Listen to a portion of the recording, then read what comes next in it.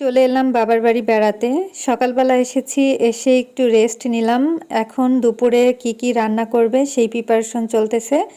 আমার মা শুটকি রান্না করবে, তাই পেঁয়াজটা ভালোভাবে ভুনে নিচ্ছে। আর এখানে একটা বড় সাইজের ইলিশ মাছ কেটে নিচ্ছে। ইলিশ মাছ সরিষা দিয়ে ভাপাড়া রান্না করবে, এজন্য মাছগুলো পিস করে কেটে নিচ্ছে। ইলিশ মাছ কিন্তু ভেজে দো পেঁয়াজু করলেও অনেক ভালো লাগে, তবে আজকে সরিষা দিয়েই রান্না করবে, সেজন্য সরিষাটা আগে থেকেই বেটে রেখেছিল। তো মাছগুলোতে লবণ মেখে এভাবে রেখে দিয়েছে যাতে মাছের মধ্যে লবণটা ঠিক মতো পৌঁছায়। অন্যদিকে মুরগির মাংস রান্না করেছে, মুরগির মাংসটাও রান্না হয়ে গেছে। আলু দিয়ে মুরগির মাংস রান্না করেছিল, এটাও দুপুরে খাওয়ার জন্য।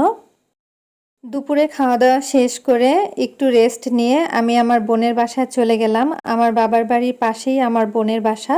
তো ওর বাসাতে যাওয়াতে ও চিকেন ফ্রাই ভাজতেছিল, পরে আমাকে বলল এগুলো খেয়ে যেতে। এভাবে করে কোটিং করে তারপরে কিন্তু তেলের মধ্যে ভেজে নেয়। এই ক্রিস্পি চিকেনগুলো কিন্তু খেতে ভীষণ ভালো লাগে, আর এটা সস দিয়ে খেতে সব থেকে বেশি মজার। এটা কিন্তু বাহিরেও কিনতে পাওয়া যায়, তবে বাহির থেকে কিনে না খেয়ে ঘরেই আমরা বানিয়ে নেই।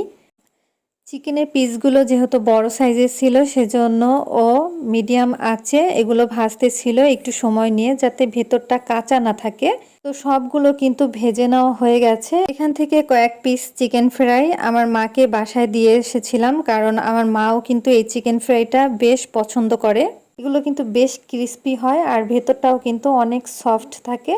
এই কোটিংটা কিন্তু করেছিলাম আটা দিয়ে, অনেকে এগুলো ময়দা দিয়েও করে, তবে ময়দাটা ছিল না, সেজন্য আটা দিয়েই করে নিয়েছিল। চিকেন ফ্রাইয়ের পাশাপাশি নারকেল দিয়ে এই বিস্কুটটা তৈরি করেছিল। এই বিস্কিটটা খেতেও কিন্তু অনেক মজার ছিল। তো আজ এখানেই ভিডিওটি শেষ করছি। ভিডিও ভালো লাগলে অবশ্যই শেয়ার করবেন।